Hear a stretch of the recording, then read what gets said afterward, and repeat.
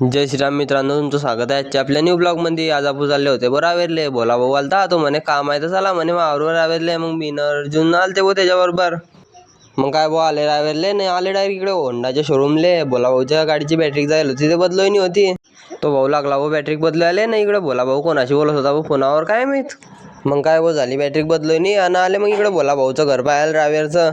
रावेरले त्याचं जुनं घर आहे। मग काय भाऊ पाहत होते घर बोला भाऊचं। तिथलाच बोला भाऊ म्हणे की संकेत तू थांबाडी, आम्ही दोघी आलेत जरा त्या हर्षलले घेऊन सण। म्हटलं चालेल भाऊ, जा तुम्ही घेऊन या हर्षलले। ते दोघी जण गेले भाऊ हर्षलले गेले आणि या माणसाला बोलायला तर मी ना म्हटलं भाऊ जरा बोल मा, अशी बोर होते मला तर। तो माणूस म्हणे ती अशी कधी बोलत उभा राहिला तर मला संध्याकाळी 90 मारणी पडेल।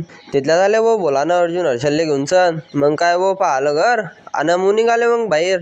बोला म्हणे तुम्ही जगता व्हा म्हणे, मी आलाच मागून। मग म्हटलं चालेल भाऊ जगता होता पुढे आले भाऊ पुढे आणि पाहिलं तर बोला भाऊ ना हर्षल तर डायरेक्ट चालले गेले भाऊ आपल्याला सोडून सण।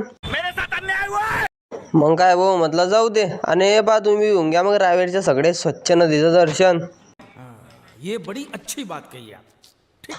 मग काय भाऊ घेतलं स्वच्छ नदीचं दर्शन, तिथलाच बोला भाऊ बी आला। मग काय भाऊ बसले गाडीवर आणि आले इकडे डायरेक्ट रसवंतीवर। बोला भाऊ कडून आज उसाच्या रसाची पार्टी होती। मग काय भाऊ फुकटाचं भेटलं की सोडायचं नाही कुठे। बोला भाऊ कडून असलं जाणं बिलकुल नाही सोडायचं। बात तो सही है। चला मग आम्ही पेता रस, आपण भेटू पुढच्या व्हिडिओ मध्ये। अगर तुम लोग नए हो तो सब्सक्राइब करो, वो जो लाल वाला बटन है उसके साथ स्कैम करो या फिर महफिल जमाओ, मुझे नहीं पता, बस क्लिक हो जाना चाहिए।